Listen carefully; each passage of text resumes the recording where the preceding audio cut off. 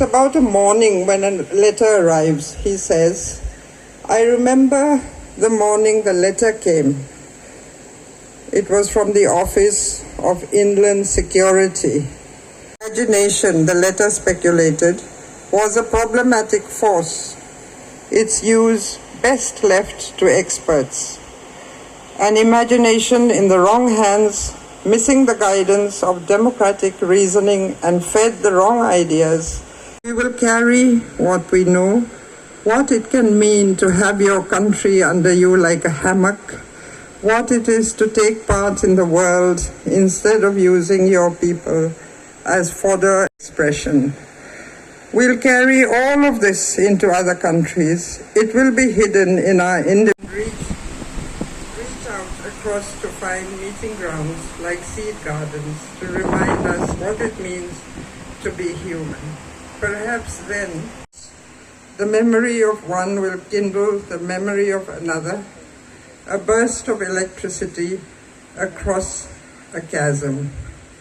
We will disrupt through witness, remembrance, and the courtship of the imagination. And in the two social needs that a writer is best prepared to fulfill: language and... Several collections of poetry. Hoskote is the author of the acclaimed translation of a 14th century Kashmiri woman mystic's work, I, Lalla, the poems of Lal Dev, and the editor of the annotated critical edition, Dom Morai's selected poems. Last year, Hoskote was appointed to the editorial board of the Murti Classical in their onslaught against the civilian population, the children, the women, the men of Gaza. The USA is funding and arming the Israeli state despite spirited criticism and brave, conscientious opposition by a large number of citizens of both countries who are aghast at the brutality of this campaign of extermination. Germany is arming and arguing on behalf of Israel. Many members of the German parliament seem to believe that the best way to atone for one maniacal genocide, the Shoah or Holocaust, is by aiding and abetting another, the Nakba. Some of you might know of my recent adventures in Germany.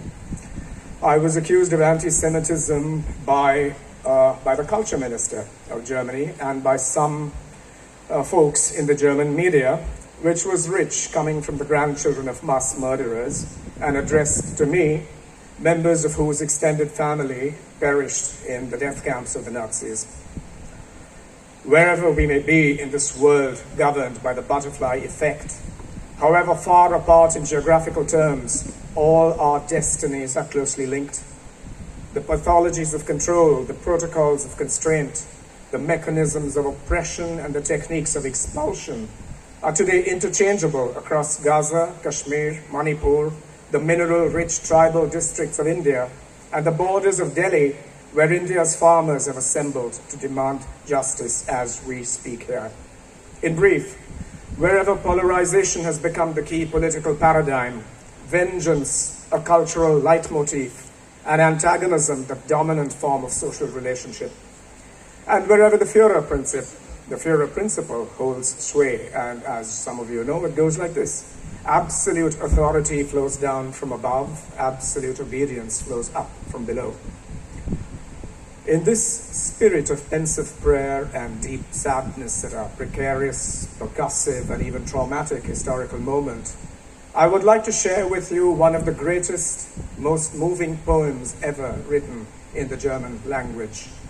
Written in November 1914, it is titled Rodeck, some of you might know it, after one of the bloodiest battles of the First World War, fought in early September 1914 on the Eastern Front between the Austro-Hungarian Empire and the Russian Empire in what was once Galicia and is today part of Ukraine, another zone of war and devastation and a mindless waste of human life and potentiality. Grodeck was written by the Austrian-born poet Georg Trakl, who in his role as a medical officer in the Austro-Hungarian army participated in this battle and witnessed its horrors. He literally wrote from the front lines.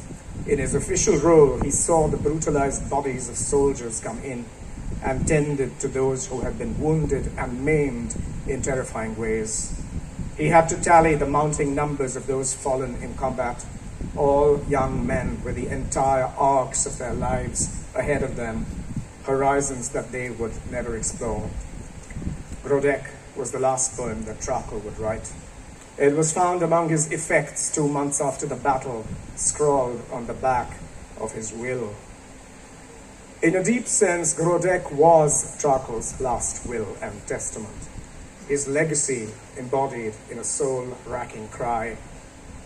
Soon after sending it to his friend and patron, Ludwig von Vicker, in Vienna, Trakel killed himself, paying the ultimate price of bearing witness to an uncontainable horror that had challenged his sensibility, mocked his sensitivity, and defied the resources of the language that he could summon up to confront it.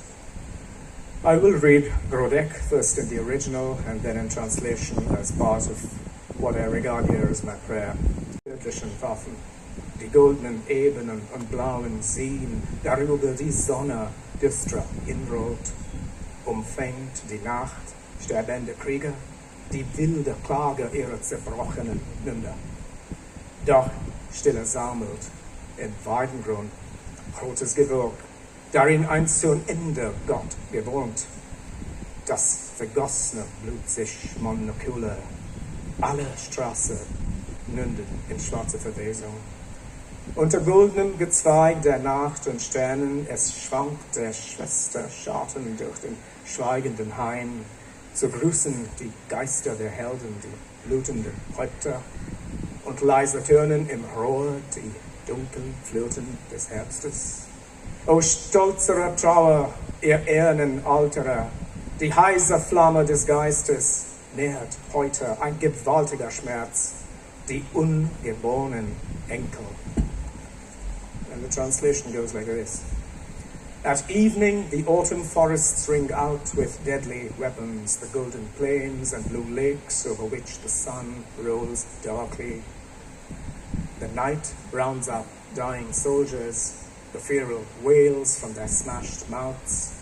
But quietly they muster in the willow grove, red clouds that host an angry god. The spilled blood itself, moon-like coolness, all roads meet in black rot. Under the night's golden branches and the stars, sister shadow sways through the silent wood to greet the ghosts of heroes, the bloodied heads, and a faint sound in gun barrels of autumn's dark flutes. O prouder grief, you bronze altars, the spirit's hot flame feeds on a vast agony today, the grandchildren never to be born. As writers, we know that the tenor of our lives, Mamang, you were talking about this. Work. Come.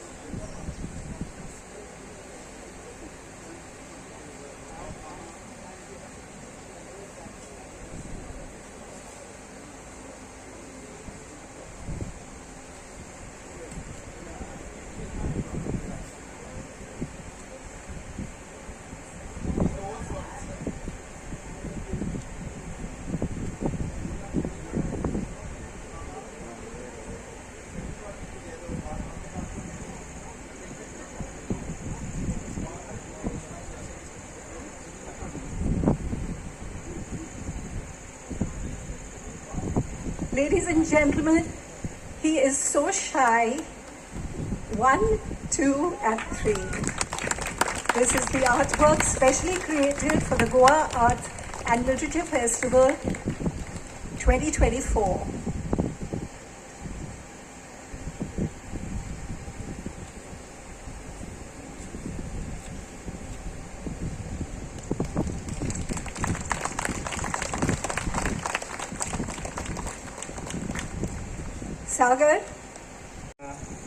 I'm My English is not good, but I'll try my best. Yeah. I'm very thankful to Goa Art and Literature Festival 2024, all the committee members for selecting me as an official artist of this festival. Honorable all dignitaries and all my dear friends. This artwork is of I made the love of my soil, Goa, my people, my culture, and my nation. I have done the artwork of Kavi art.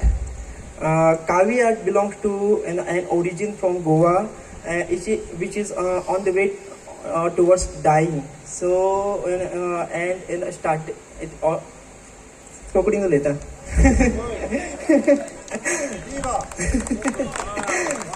So सगळ्यांक तुमकां आमचे गोंयकार कोण आसा तांकां सगळ्यांक खबर आसतलें कावी आर्ट हें गोंयकारांचें आर्ट आनी मातये पासून काव मिन्स द रेड सॉयल.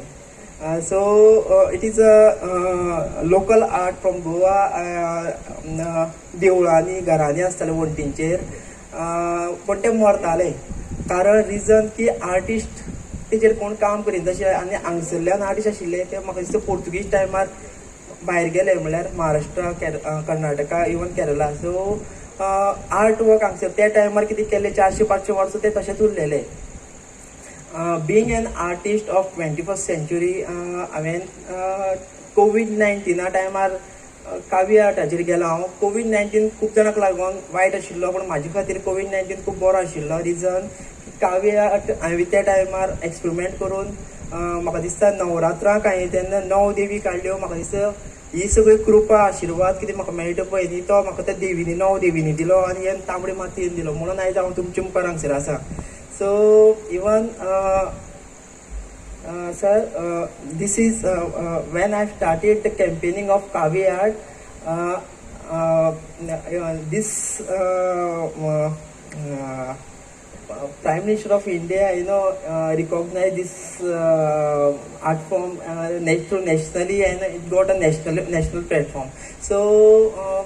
आतां म्हाका अशें दिसता की कावी आर्ट हांव 21st सेंच्युरीन इन कॉन्टेम्पररी फील्ड कितके फुडें व्हरपाक शकता होच म्हाजो प्रयत्न आसता. आनी त्या खातीर हांवें हो फर्स्ट टायम कॅनवासाचेर POPचे प्लेट घेवन एक हांव स्वताक कसो एक मातयेच्यान पळयता होच एक करपाचो प्रयत्न केला. म्हाका दिसता तुमकां सगळ्यांक आवडटलो आनी मातयेचो मोग आनी तुमचो सगळ्यांचो आशिर्वाद म्हाका सगळ्यांचो असोच आसूं दी. देव बरें करूं.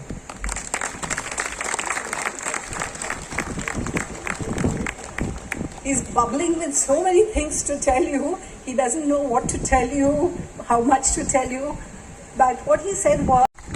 Thank you, Vivek Menezes, for inviting me again to a very beloved literature festival. And Ranjit spoke about what's the right time, and if not now, when.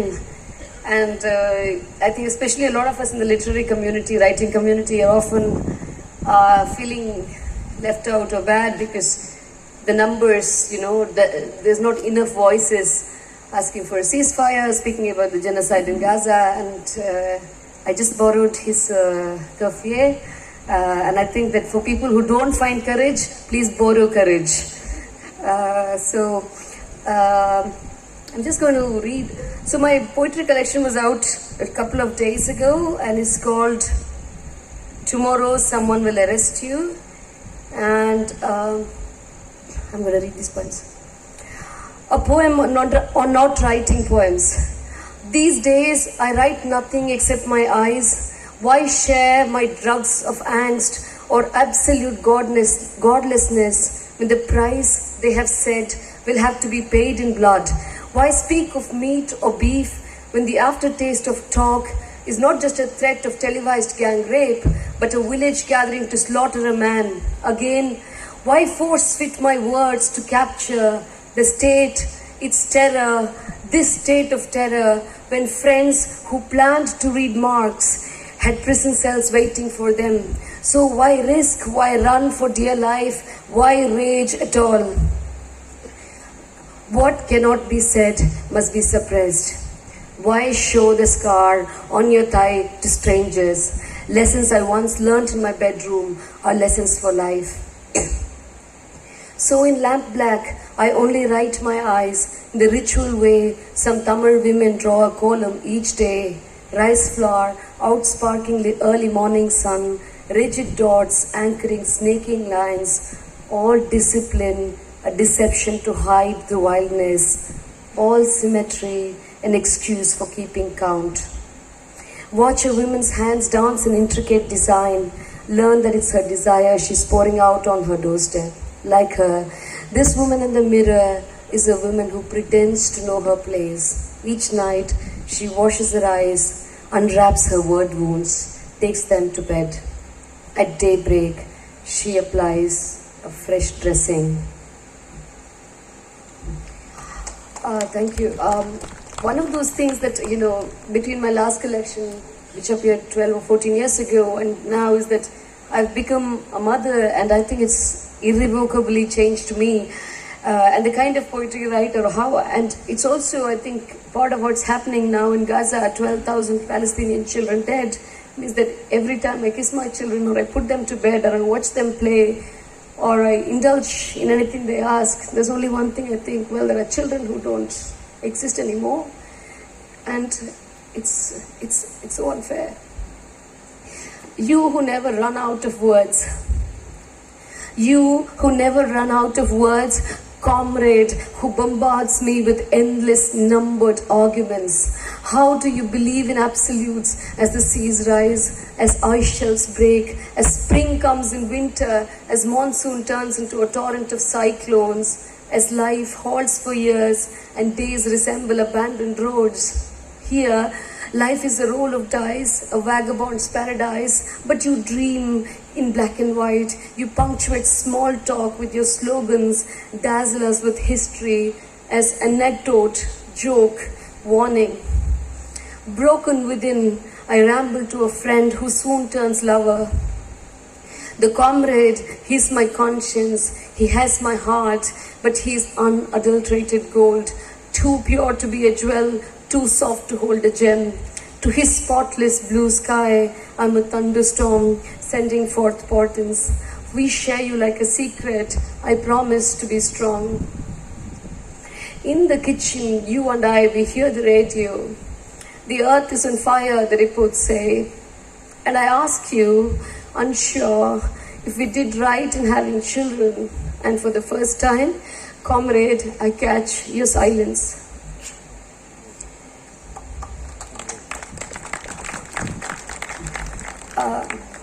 This is the title poem, but it's also a poem I often I read the most often in the last 10 years.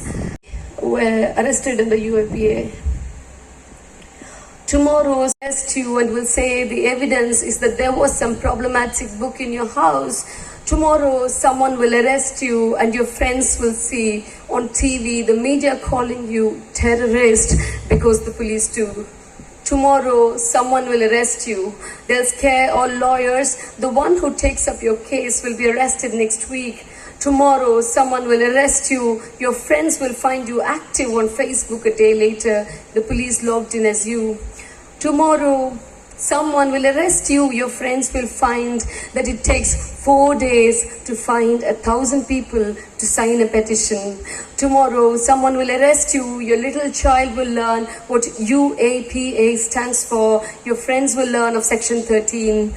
Tomorrow, someone will arrest you. You will be a leftist to the people. You will be ultra-left to the leftists. No one will speak. Tomorrow, someone will arrest you. The day after that, you will be considered a terrorist for life. Tomorrow, someone will arrest you. The police will prepare a list of names. Anyone who would protest will be named. Tomorrow, someone will arrest you. You will be warned. You will be a warning to everyone fighting corporate loot and police state. Tomorrow, someone will arrest you. Your home will be searched tonight. You will be taken for questioning now. Stop speaking. Tomorrow, someone will arrest you. The court, in a rare gesture, will give you the benefit of bail. The police will rearrest you in another case. This will go on and on. Tomorrow, someone will arrest your children. You will be underground. The police will tell your old mother to consume poison and feed it to the kids. Tomorrow, someone will arrest you, your partner, your children, your children's children. Some measures are essential to keep a democracy alive. Long live silence.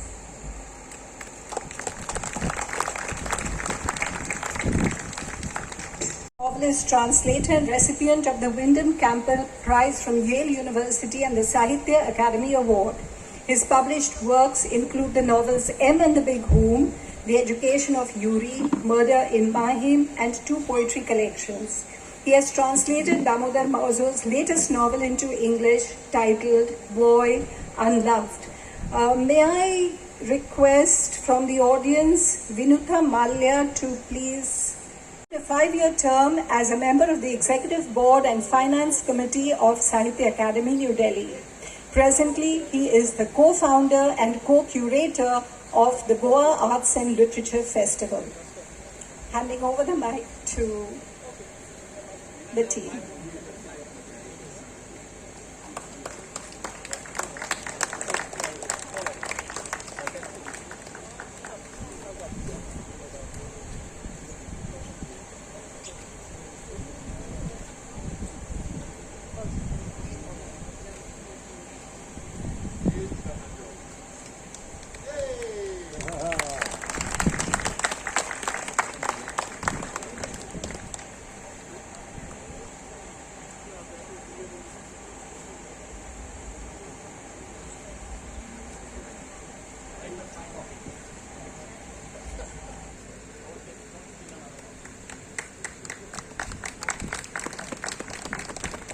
Jeep, you make us proud.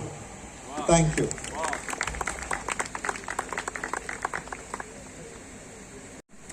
Thank you, GALF and the ICG for hosting this festival year after year, of which I've been a regular, one of the regulars that Dr. Pushkar was mentioning. But it's the first time that I'm getting to be in conversation with Bhai, our beloved Bhai, and Jerry, 2 stalwarts, big names in the Konkani universe, and I am the outsider here. No one is an outsider. But what I mean to say is so I'm an intimate outsider who shares connections with language, and who, when I come here each time, I try and build more connections with my ancestry, with the language that we all speak, and also learn so much about how much Goa has changed, perhaps, and the culture of Goa, which is so different from what would have been when my ancestors left. So this is each time a learning experience for me, and I'm delighted and honored to be here, and especially to lead this conversation today about this book, which Bhai, in fact, only saw this evening for the first time. The books have just come. So we'll keep this as a short conversation because we'll move for dinner soon.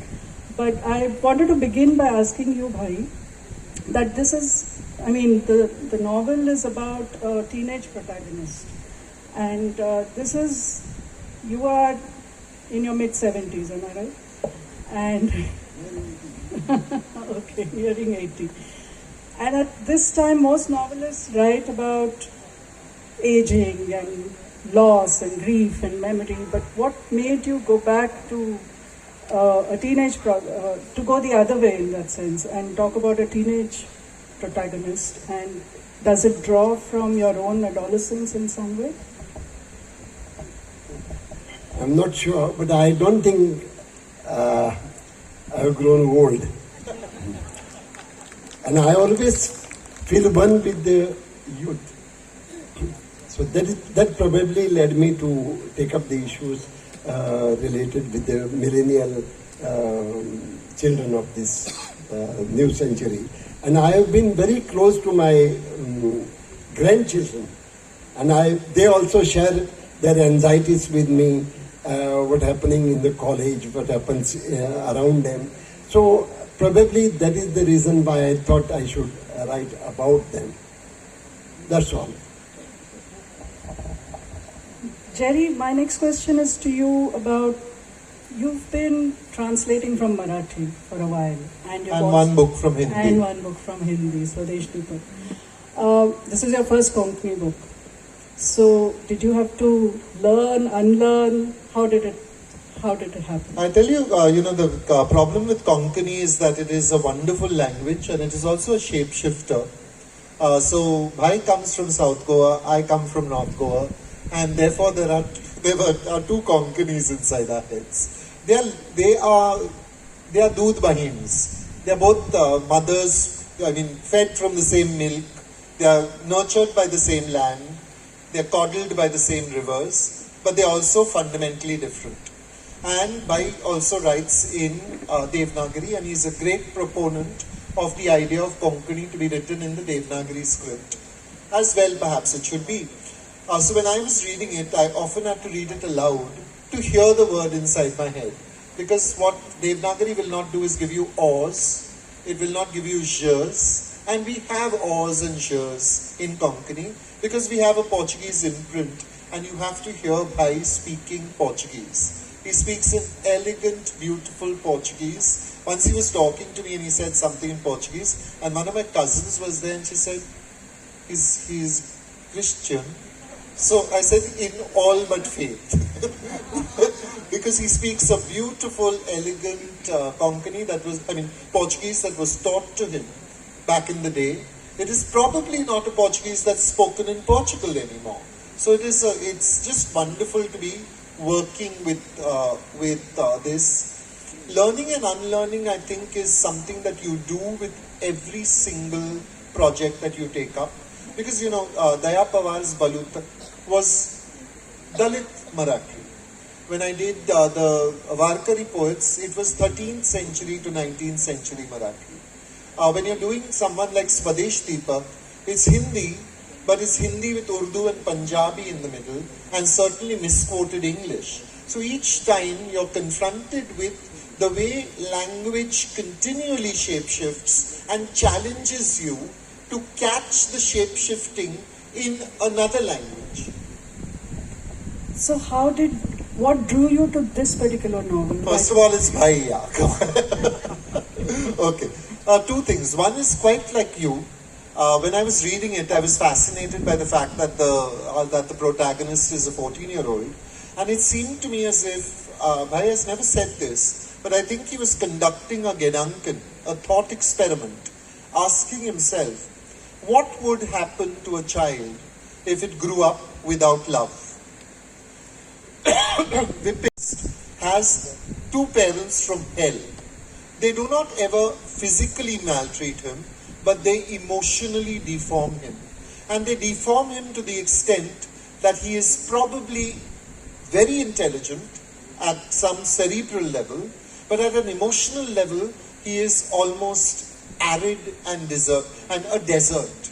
Into this world, a beautiful spring rain comes, a young woman who can love openly, despite her own fractured relationship with romance and with the body.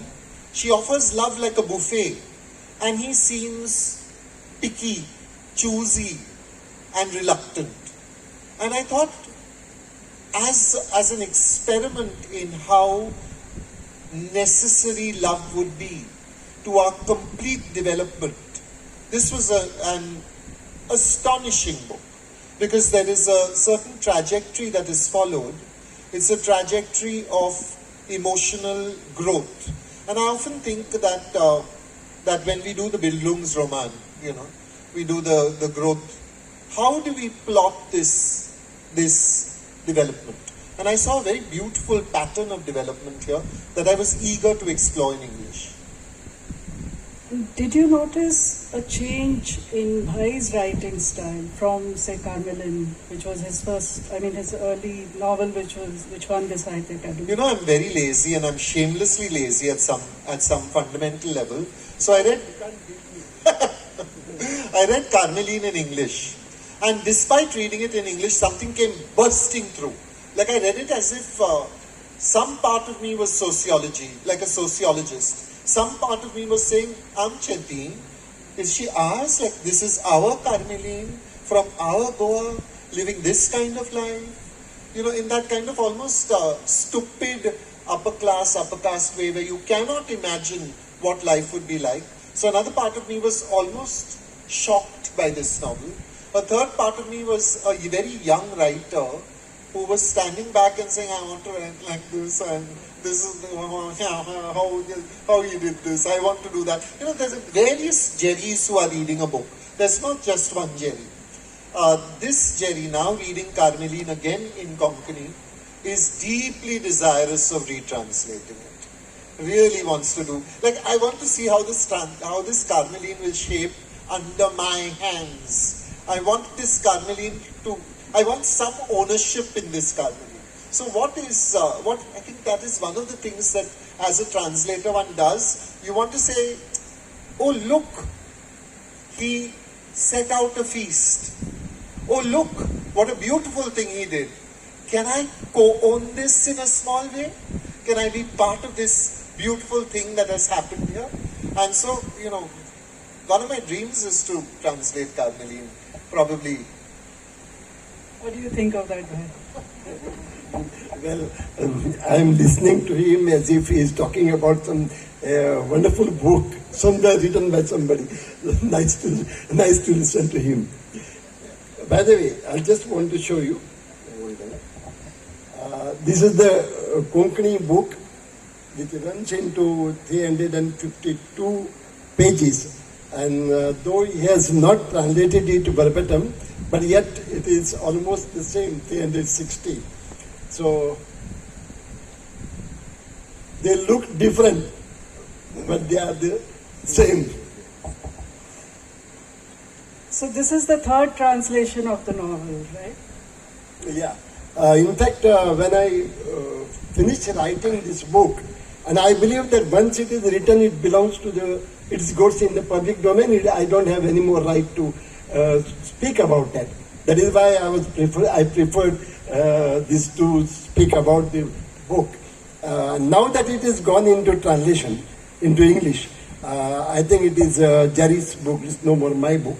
But I was extremely happy when I don't know whether I can say Jerry agreed to or he offered to, but whatever it is, I was very happy that Jerry has taken up to translate it. And I have never seen any writer keeping up the word. He wrote to me that you should not be in a hurry. I may complete it. I'll take my own time. And not only that, he gave me the deadline. It will be ready. The first draft will be ready in this month. This final draft will be ready in this month. And he kept up his word. And I have to say this also, because it was my first, your first anything is always a moment, right? It was my first Konkani translation. So I was very unsure and very shaky. And so I told Bhai, I want to come and I want to read the whole thing to you. And I want you to be sitting there in front of me. And I'll come. And then he said, no, come and stay with me. Now this was wonderful, of course, because